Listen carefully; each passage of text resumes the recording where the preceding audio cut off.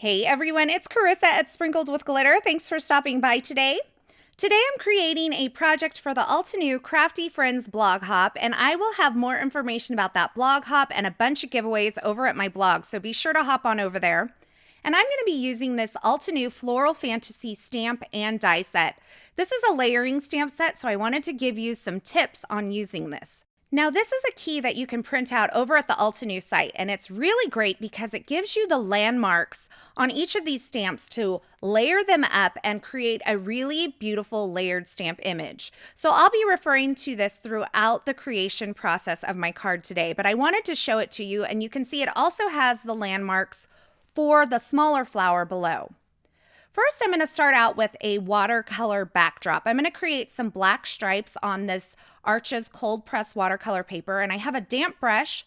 I've kind of swirled it into my paint really well, and then I kind of wiped off an excess. And now I'm using the grid mat to kind of help me find the center of my watercolor cardstock.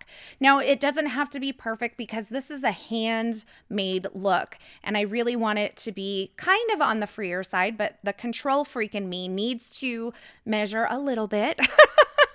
So I'm going to start out and I'm just going to create a black swoosh across that paper. I'm going to dampen my brush again, pick up some more paint, and then I am going to take it to my cardstock. I barely have this damp, and I am going to create a couple more stripes, and I'm not even going back into the paint this time. So that gives me this beautiful dry brushed effect. And now I'm going to set that aside and I'm going to do my stamping. And here's where the tips on the layered stamps come in. I'm starting out with a 6x6" piece of Neenah Solar White cardstock, and I'm going to be doing this in my MISTI because it makes the mass production process of this very easy. And I've taken my solid most layer of this large flower from the Floral Fantasy set, and I've mounted it kind of where it's going to stamp over in that upper left-hand corner. I'm stamping my first layer with the Altenew blush ink, and I'm going to press that down really well, and then I'm going to pull it up and I have my base layer stamped. Now here's why I'm using square paper. I'm going to rotate this just a quarter of a turn, and then I'm going to take the second layer from the stamp set, and you can see I'm using my guide there and I'm finding my landmarks on this stamp, and then I'm going to position it on top of that base layer. Now once I get this positioned and I get my head right over it to make sure I have it positioned properly, I'm going to pick it up with the lid or the door of my MISTI stamping tool, and I'm going to open it back up. Now this time, I am going to ink up that second layer with some Altenew Rouge ink, and I'm going to ink up the first layer once again with the blush ink. And you're going to see I'm going to start to build several flowers all at once. So just inking up that second layer with the Rouge ink, and then I'll go in and I'll ink up that layer with the blush ink. And now I'm going to have two flowers stamping simultaneously. Now this is great for mass producing because you can create a lot of flowers at one time and you can kind of just get in the groove and you can get a bunch of these stamped really quickly. So now that I have those two layers stamped, I'm going to rotate my paper a quarter of a turn again, and then I'm going to stamp 3 layers at once. So I'm taking my third layer of this Altenew Floral Fantasy layering stamp set. I'm going to line it up. Once again, I am using that, and I have to turn this key in the direction that my flower's facing because that's just how my mind works. I can't do it with it right side up. So you do you, I'll do me, but this is how my brain works, so that's just what I'm doing. So once I get that third layer lined up, I am going to stamp that one in crimson ink.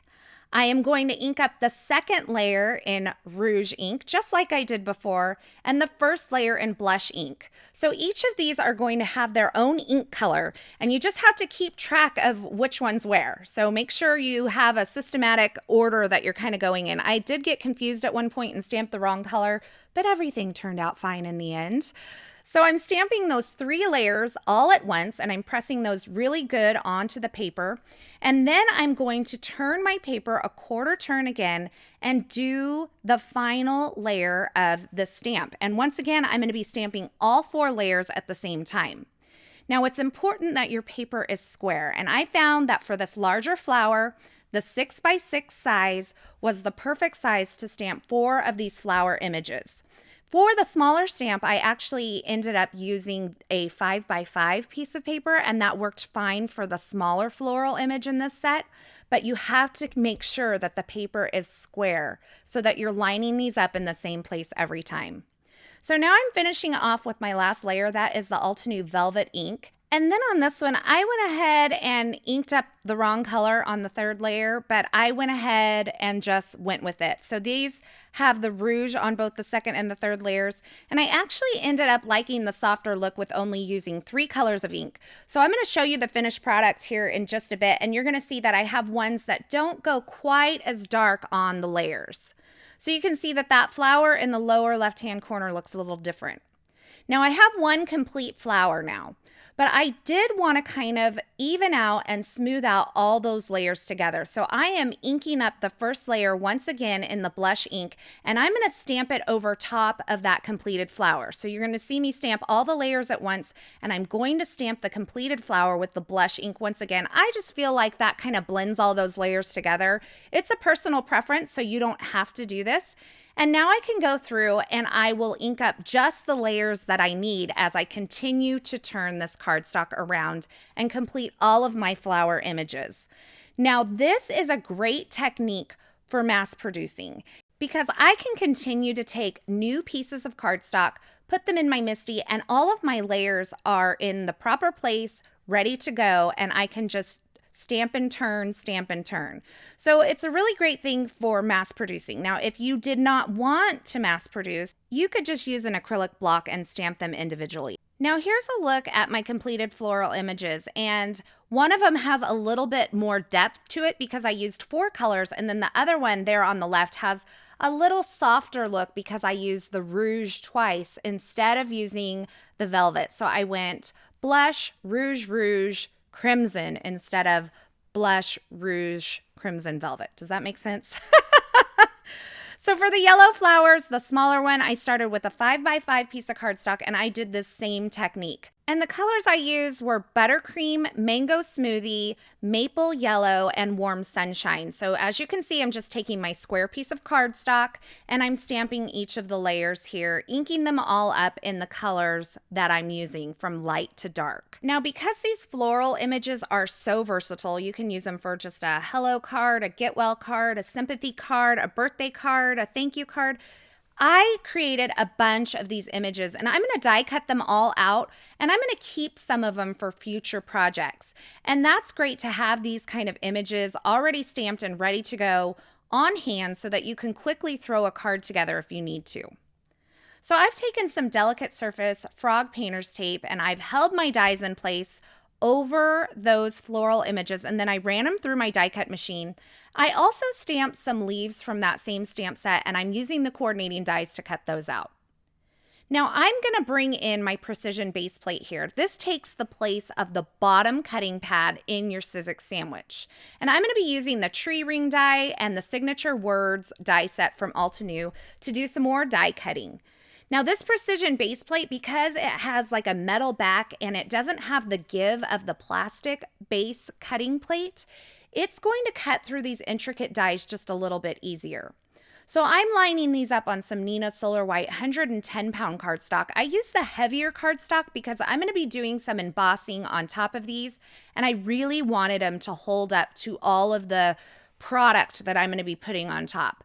So you can see I'm just cranking it through, and that precision base plate allows me to cut these really intricate dies really beautifully. Now, if you're still having a hard time cutting your intricate dies, you can put these in at an angle and run them back through with the die still in place, and sometimes that helps get a better cut as well. So if you're having a little trouble with intricate dies, try a shim, try the precision base plate, or try running it through at an angle, and that might help you out.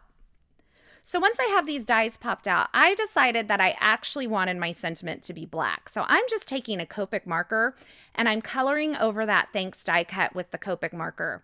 I like to sometimes die cut my sentiments from white cardstock and then add color with some ink or a marker later on. And that way, if I'm not quite sure exactly what I want at the moment that I'm die cutting, I can customize it and make it perfect for any project.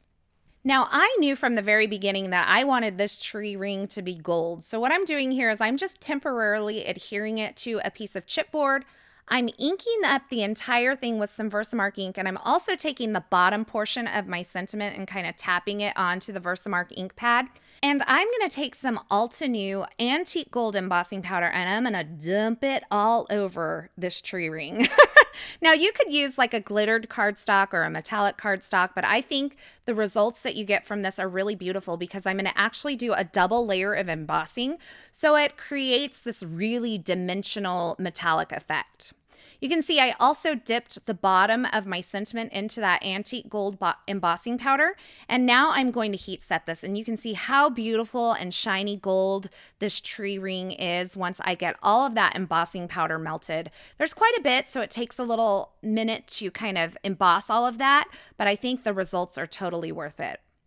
So I'm hitting that sentiment with my heat tool, and then I'm going to take a second layer of the VersaMark ink to that tree ring die cut. I'm going to dump another layer of the antique gold embossing powder over the top of it, and I was careful not to knock off too much because there are some fine lines on this tree ring die cut that I wanted to make sure that they were well covered, and then I heat set that again. It is a good idea with this much embossing powder that you do make sure your heat tool's good and hot. So once I have this all die cut, I am ready to assemble my card. And what I did was I went ahead and arranged everything on my card front with my tree ring die in place. And then I am going to take this cluster and I'm going to pick it up with some more of that Delicate Surface Frog Painter's Tape. I couldn't find my Glad Press and Seal. You can use Press and Seal for this technique as well. So I just used what I had on hand. You just want to make sure that it's going to be something that's not going to rip your paper when you pull it off. So I've had that happen. I like this Delicate Surface Frog Painter's Tape for these kind of applications. And you want to make sure your ink is good and dry too, because if your paper is still damp, sometimes it will make it more prone to ripping as well. So you can see I put all my foam adhesive on the back. I put a double layer on that big, beautiful pink flower that's there and a single layer on the rest of those images that surround it. And now I'm going to take the whole thing and I'm going to adhere it to my card front, and I'm just sandwiching that tree ring die cut between all of those foam adhesive layers and the card base. To adhere my sentiment, I cut down a strip of vellum into a banner shape, and then I just used a Zig 2-way glue pen to adhere that onto the vellum strip. And I am going to actually feed this through so it kind of weaves through that tree ring die and adhere it onto my card front. I finished off all my cards with some sparkling clear sequins. I just put them on with some multi-medium matte because these are some of my favorite things on this card project. And I'm going to finish this off by adding this onto a 110-pound Neenah Solar White card base. I'm going to use some foam adhesive to put this down just to give it a little more dimension. And that finishes off my card for today. I love the way this turned out. This really speaks to me. I love black and white stripes and florals and all things gold and shiny. So I wanted to incorporate all of them onto this card project today. So here's a look at my completed card projects for today. I love those black and white stripes combined with the florals. Just nothing speaks to my heart like that. As always, I will have links to the featured products in the description at YouTube, but head on over to my blog because I'll have a complete list of products over there. I'll have more still shots, more information, as well as information on the Altenew Crafty Friends blog hop that has a ton of sponsors and a ton of giveaways, and I have a giveaway for you over there as well. Thanks for stopping by. Thanks for watching. I hope you enjoyed these projects. If you did, don't forget to subscribe. And until next time, I hope you have a fabulous day.